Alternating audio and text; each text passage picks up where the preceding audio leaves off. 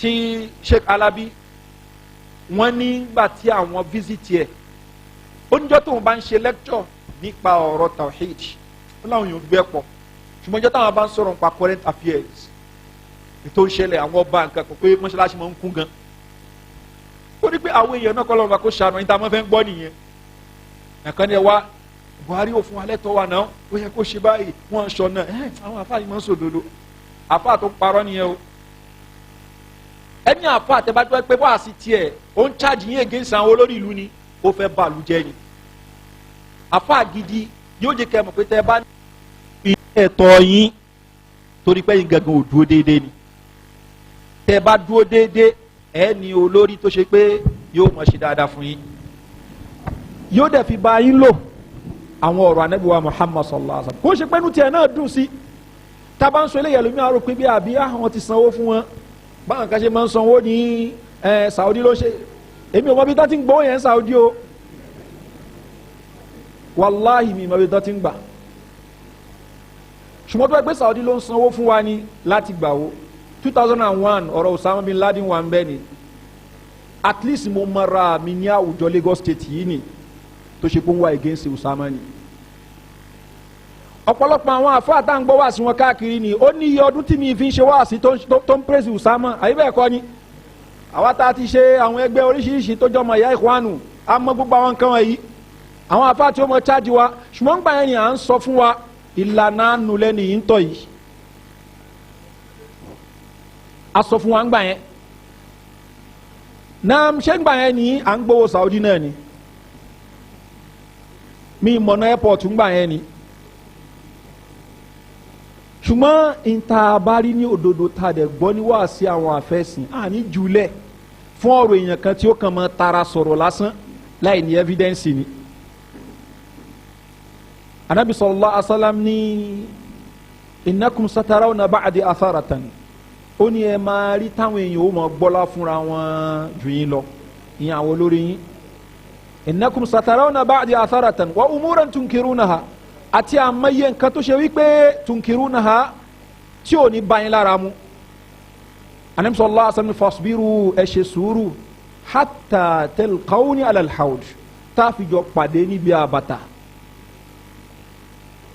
kó sọ pé kí ni ẹ ṣe khuruj lé wọn lórí nínú ẹgbọ́ wa mí ni ó ní adu ilayhim haqqahum ẹ fún wọn lẹ́tọ̀ọ́ wọn gẹ́gẹ́ bí olórí yín wasalula haqqakum ẹ bèrè ẹ̀tọ́ yín lọ́dọ̀ Ọlọ́run Ọba náà mi ò túmọ̀ sí pé inú wò kí ń dùn àyún wò kí ń bàjẹ́ ara àwọn nǹkan tó ń ṣẹlẹ̀ nínú ìlú ta wà yín sìn tó ṣe pé báwo làwọn ìjọba yẹn ṣe báyìí inú yẹn ó máa bàjẹ́ bákan bákan ṣùgbọ́n ó máa fi ọ̀rọ̀ Ànábì sallallahu alaihi wasallam ó tún máa fi ṣe kíni máa fi fún rẹ̀ ń sùúrù ṣùgbọ́n ẹlòmíì àwọn òpin tẹ́ bá ti ń fúnra yín sùúrù yẹn nìyí ẹ ti dàfa àjọba nìyẹn ìtọ́pọ̀ ọ̀pọ̀lọpọ̀ mi máa ń ronú ìgbà wo ló wà ní dáfa àjọba àfi kó bọ́ta kó máa bú jọba àfi kó chájà àwọn èèyàn káwọn yẹn wá lọ ṣe protest ẹni tí wọ́n ṣe léṣe kan ṣe léṣe ẹni tí wọ́n fọ́ ṣọ́ọ̀bù ẹ̀ kan fọ́ ṣọ́ọ̀bù ẹ̀ ẹni tí wọ́n jábàgì ẹgbà kan jábàgì ẹgbà ẹni tí wọ́n pa kan pa jama common sense ni gbogbo bí wọ́n ti ṣe protest láyé ẹ mú result yẹ wá fún wa tó jẹ́ positive ni tán bá ń ṣe protest níbi kan tán bá fi lè win ní tán rí result gidi ń bẹ ẹ compare mọ́ gbogbo yòókù ni tí mẹ́wàá bá da nínú ọgọ́rùn-ún ṣé nǹkan yẹn da method tẹ́ ń lò tẹ́ fi gba 10/100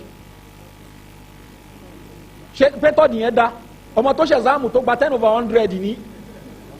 ṣó pass ṣe excellent ni yíyún ṣùgbọ́n àwọn tá à ń sọ yìí ni ó níbi tán ti ń bọ̀ wá àwọn tán ti jẹ training al-islamu siyasi political islam tí o bá ti sí ọ̀rọ̀ politics ni ọ̀rọ̀ olórí ò ṣe báyìí ẹ gbàgbé ń pẹ́ kò sí islamu torí ẹ máa rí wọn tẹ bá ń sọ̀rọ̀ nípa wípé ẹ má forí balẹ̀ fún nǹkan mi ẹ fi gbọ́ eléyìí àwọn ṣírkù kínní nìyẹn bùdà yìí àwọn nǹkan tó ti pẹ́ làwọn yẹn ṣírkù tá à ń bá yìí ń sin ni ṣírkù kusur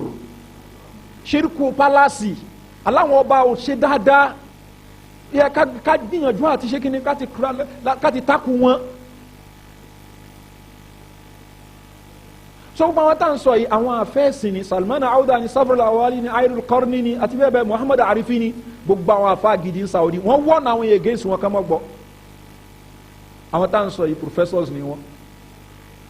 èèyàn kó wa dé láti Saudi yóò ló ń gba doctorate ẹni tó ṣe pé tá a bá wọ ọjọ́ orí rẹ̀ ní kò ju 50 lọ kò tí wọ 60 àwọn tó lé ní 60 làwọn àáfàá súnà ti wọ́n ní against ni èèyàn kan kò tí ju 50 years old lọ kò ju 55 lọ yóò máa sọ the same thing táwọn èèyàn sọ ẹ wà láwọn tó ṣe yí pé wọ́n ń pèpè sí súnà kan dákẹ́ kan mọ́ wò wọ́n ẹ wà àríyàn kí wọ́n máa tara wọ́n á ní pé àwọn àáfàá súnà àwọn àǹbára ọjà tó bá ṣe pé yẹn ni ó ti ń sin Saudi ó ti dàrú bó ṣe dàrú sí lọ Saudi ti dàrú sí o tí wọ́n ti rí pọ́jì tán torí pé àwọn tá à ń sọ yìí ni wọ́n ti gbin nǹkan sínú àwọn ọ̀dọ́ lọ àti bànà yìí ni o àti kùtùbí ni ìkan lára àwọn àfa àwọn ń sọ̀rọ̀ ńjọ́ kan lára àwọn tó ń jẹ́ lecturers ní Jamiu Malik ni ó ti rìtáyà ó wá ń sọ orúkọ ẹ̀ ń jẹ́ Sọ́líù Sàdùn ó ní 90% àwọn àfa ní Saudi Ikhwani ni wọ́n ó ní àwọn nǹkan tó ṣe pé evidence wà fún ni so tó bá rí opportunity àti ṣe anything ní àwọn ọmọ wọn ni wọ́n á fún ó lè jẹ́ Ikhwani Banai ó lè jẹ́ Ikhwani Sururi 90% káàtì wá sọ pé kò tó bẹ́ẹ̀ ni ẹ má jẹ́ kó lọ jìnnà ni wàmí tó ń bẹ lẹ́gbẹ̀ẹ́ wa yìí tó wà Nàìjíríà ń bí báyìí ṣé àwọn pẹ́ni tó ń darí Ikhwani paraku ni ẹ mọ̀ abẹ́ mọ̀ wàmí Saudi ló dálẹ̀ o so most àwọn institutions tẹ̀ ń wò káàkiri yẹn ni àwọn Ikhwani ló ń darí ọ̀pọ̀lọpọ̀ ẹ̀ ni ṣùgbọ́n ìyàtọ̀ tó ń bẹ láàrin àwọn Ikhwani Saudi bẹ́ẹ̀ àwọn Sururi àti àwọn Ikhwani Egypt mọ́ Ikhwani Syria tó jẹ́ títí Halabu àbí Hama ó ní wípé àwọn tó bá jẹ́ ti Saudi yẹn ní in addition to arakiya activism ó ti ń sìn ọ̀rọ̀ káfẹ́ sọ̀rọ̀ nípa tawhidi díẹ̀díẹ̀ ó máa ń bẹ ibi tí wọn àbí ká sọ wọnú ṣùgbọ́n níbi ọ̀rọ̀ ta'amul mal hukam wọn á jẹ́ failure ń bẹ sọlá jẹ́ pé Muhammad Surur ni tó lọ ọdún mẹ́jọ ní Saudi ni ìgbà tí ó di wípé Iran tí ó di pé wọ́n ní issue pẹ̀lú Iraq àti bẹ́ẹ̀ bẹ́ẹ̀ lọ ní 1979 ó kọ tírà rẹ̀ tó pè ní wàjá Dawrul Majus tó fi sọ fáwọn èèyàn pé ẹ gbọ́dọ̀ support àwọn ẹni yìí o ẹ gbógun tí wọ́n ní Muhammad Surur nígbà tó kú ní 2016 kó tó kú tí ìjọba Saudi lọ invade tán lọ attack Yemen torí àwọn Houthi Shia tó ń bẹ ń bẹ ẹlòmíì ò mọ̀ pé àkókò lọ attack àwọn èèyàn ẹ mọ reason tó fi attack wọn ṣùgbọ́n àwọn dájọ́ ni so tó lọ attack wọn bẹ Muhammad Surur yìí ni ó ní ẹ ṣiṣẹ́ dáadáa sàdánkátà yìí ìpèrú nǹkan tá a ti sọ pé kẹ́ ẹ ṣe látijọ́ yìí ni torí pé òun ó ti Shia pátápátá so ní sítán kan bá gbé programu kalẹ̀ tó ń fàyà Shia láti bí ọdún 12 ní bàkánà mọ́dà Muhammad Surur náà ń ṣe ma dhalika huwa qutbiyyun muhtarik wọ́n fàyà Shia no Muhammad Surur náà fàyà Shia ṣùgbọ́n bóyá fàyà Shia tó yẹn ní bóyá sọ pé kíní ló ṣe mọ́ ṣe léwu kúrò ní Saudi Manarul Cotton tẹ́ ẹ bá ń fàyà Ikhwanu jù Muhammad Surur owó against yín ṣé pọ́ǹtì mi clear bí o clear tẹ́bá ti ń fáyà Ikhwanu jù Muhammad Surur gbé a change pé àná à ń já àbọ̀ kò dé level yẹn sọtẹ́ kan bá sọ fún yín sí náà wípé ok ń gbé programu kan yẹn lórí ọ̀rọ̀ Shia ẹ̀ wá ń fáyà Shia ìkan náà ọmọ ìyá wa sọ pé ní ó wá bẹ̀rẹ̀ sí ní sọ pé àwọn Shia tẹ́ ń sọ yìí àwọn Ikhwanu náà ọmọ ìyá ni wọ́n ó wá mẹ́rin lọ bí ẹ̀mọ́ mẹ́rin lọ Ikhwanu àwọn Ikhwanu gbìyànjú Ikhwanu olóògbìyànjú gbogbo olórí Ikhwanu láti Egypt ni Hassan Banna bákan náà Mahmoud kilorukwe Udaybi Tilmisani Mustapha Mashhur Ma'mun al-Udaybi ìyẹn tó jọ ọmọ Hassan al-Udaybi Mahdi Akif Muhammad Badi èyí tó wà ń bẹ ní sí Mahmoud Izza tó ṣe pé kò rí bí jòkó sí tó ń sá káàkiri ayé gbogbo wọn pátápátá kò sí tí ó ń ṣe dè fáà fún Shia ń bẹ ẹ lọ kà wọ́n tíra wọn wọ́n nífẹ̀ẹ́ Shia gan torí ìgbà tí Nawab Safawi tó wá sí Egypt ní 40s ní late 40s àbí ní 50s ó mìtì àwọn èèyàn ìgbà tó lọ sí Syria náà ní 40s lásìkò Mustafa Sibai àwọn èèyàn sọ fún bẹ̀ wípé ẹ̀yin àwọn kan nínú àwọn Shia yín wọ́n lọ ń join àwọn ẹgbẹ́ tí ó kì í ṣe tí ó ń ṣe ẹgbẹ́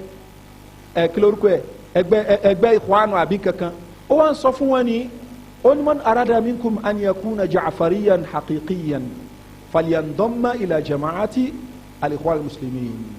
ó lẹ́yìn Shia ẹni wọ́n fẹ́ jẹ́ Ja'fari gidi tó fẹ́ jẹ́ Shia gidi kó jọ ẹni ẹgbẹ́ yìí láti ṣe ẹgbẹ́ Mustafa Sibai òun ló rẹkọmẹ́ndì fún yìí so wọ́n jọ wọ́ra bí Hassan Banna náà ṣe sọ pé khilafu tó ń bẹ láàrin àwa àti Shia khilafu kékeré ni kò ń ṣe khilafu jawhari bí khilafu tó ń bẹ láàrin mazhabi Maliki àti Shafi'i ni wa hadha jahlun amik ẹni tó ń ṣépè fún Aisha tó ń pè láṣẹ́wó tó ń pè ń kèfèrí tó ń pa Abubakar ń kèfèrí tó ń sọ pé Kùránì táǹkà ò pé tó ń bu gbogbo àwọn sahaba tó ń ṣépè fún wọn tó ń pè wọn kèfèrí àwa ní khilafu tó ń bẹ láàrin wa ni kò ń ṣe khilafu jawhari ìyapa tó ń bẹ láàrin wọn ń ṣe ìyapa tó tí ó bá wájá jawhari ńkọ́ so ṣùgbọ́n ṣáàrí tẹ́yìn ò bá kọ́ ẹ̀kọ́ súnà yanjú náà problème ni ipò agbára náà wà áfítà ipò agbára náà wà áfítà so ló jẹ́ pé tẹ́ ẹ bá wò ó in tó lọ ní Iran àmọ́ gbọ́kìn Iranian revolution àbámọ́ 1979 tí Khomeini ṣe Khomeini lára àwẹ̀ tó ta afárá pẹ̀lú Sayyid Qutb ni tíra Ma'alim fi Tariq yẹn tíra Ma'alim fi Tariq Sayyid Qutb lára àwọn èèyàn tó ní ìlapa lára rẹ̀ òní Khomeini wa tíra Abul Ala al-Mawdudi al-Mustalahatul Arba fil Qur'an lára àwọn tó ní ìlapa lára rẹ̀ òní Khomeini wa so ló jẹ́ pé ńgbà tí Khomeini tó carry out struggle yẹn torí ìjọba Shah Pahlavi tó ń pè ní Pahlavi torí tọ́pù ní inú àwọn Ikhwanu Egypt ń dùn ní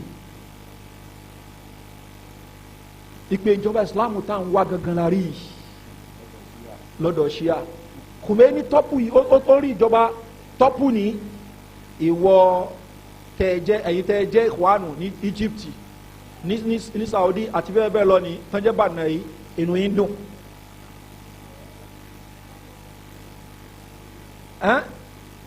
Abul Ala al-Mawdudi kò tí ì kún gbà yẹn òun gan ni pé hadhihi thawratun islamiyya hadhihi thawratun islamiyya thawra islamiyya tá à ń wá nìyí inú Mawdudi gan fún rẹ̀ dùn ìjọba Islamu tán wá nìyẹn ìjọba Islamu tó ṣe pé ní tó ń kà fọ́ra àwọn sahaba tó ń ṣe ìjọba Islamu tó ṣe pé ní tó ń pa àwọn ìyàwó Ànábì sallallahu alaihi wasallam láṣẹ́wó ìjọba Islamu yìí là ń wá a'udhu billah ibiru ìjọba Islamu yìí ṣùgbọ́n Muhammad Surur òun ètì àwọn Shia àbígbẹ̀ ẹni tó dẹ̀ ní ẹgbẹ́ tó join Ikhwan Muslimin Hassan Banna àwọn Shia khilaf tó ń bẹ láàrin wa kò ń ṣe khilaf jawhari àlejòṣepọ̀ torí ẹ̀ ló jẹ́ pé lásìkò Hassan Banna ìgbà tí Kashani tó wá sí Egypt ni wọ́n jọ ṣe meeting papọ̀ in fact Hassan Banna gbìyànjú wípé bó la ṣe fẹ́ unite àwa mùsùlùmí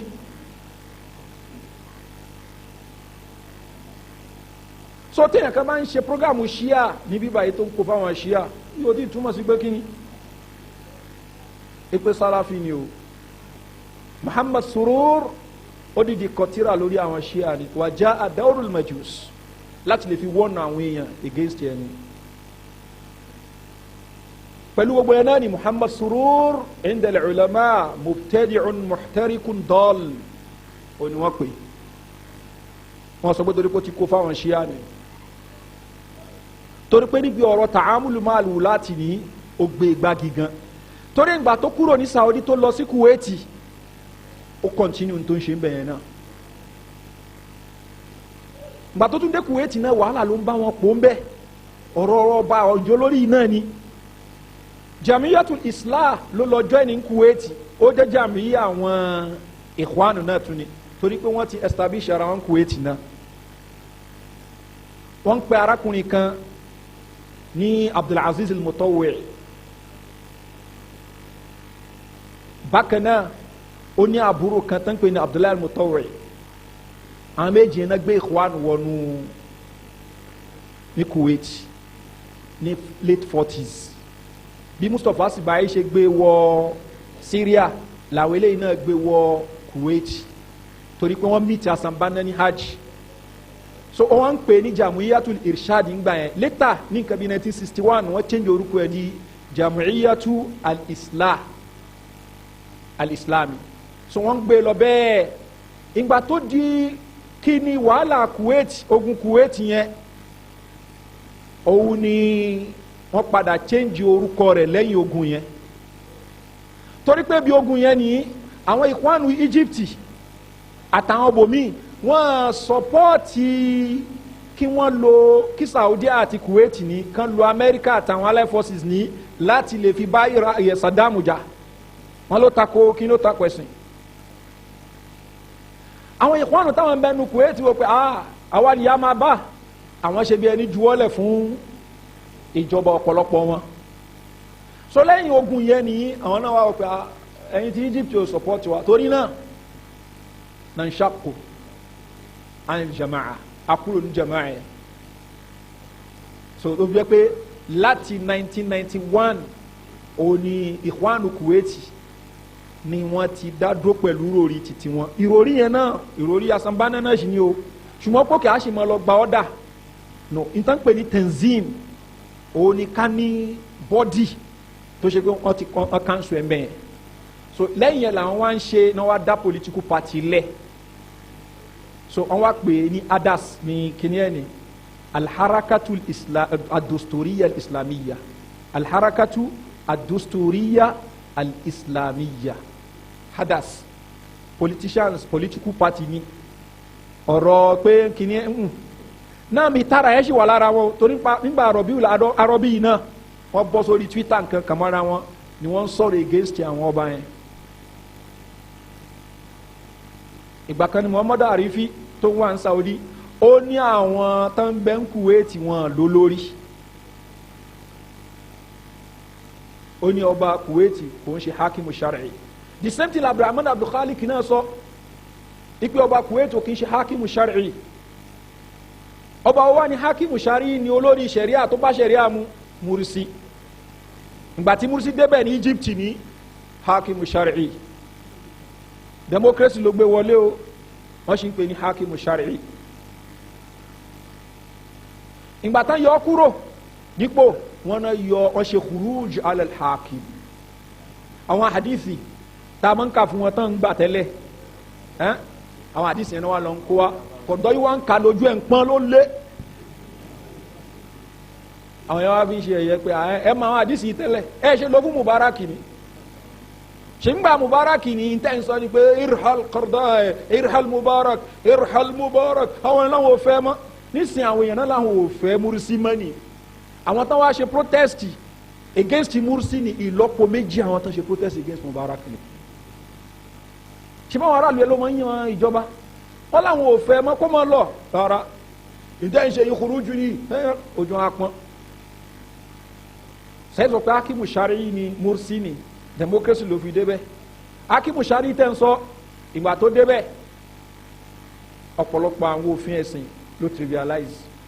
débi pé ṣíà wọn wá na Egypt pa àwọn ará yìí wọbẹ̀ dáadáa relationship Iran àti Egypt wá strong gan tó ṣe pé ìgbà tí Mubarak wà ń bẹ for almost 30 years Iran àti Egypt ní wọn gbàtara wọn mo sọ pé torí tọ́lọ́hún ni o ṣùgbọ́n wọn gbàtara wọn policy wọn kò bára wọn mu ṣùgbọ́n pàtí Mursi débẹ̀ àwọn Iran ráyè wọlé ìkan lára àwọn kọ̀ǹkan tí wọ́n ń pè ní Abdullahi Nafisi ọmọ Kuwait lòun náà ó sọ àwọn nǹkan tí Iran fẹ́ kí Mursi ṣe fáwọn tẹ́wọ́ wá fi lè ṣe àwọn á send millions of dollars sí ni tó mọ táwọn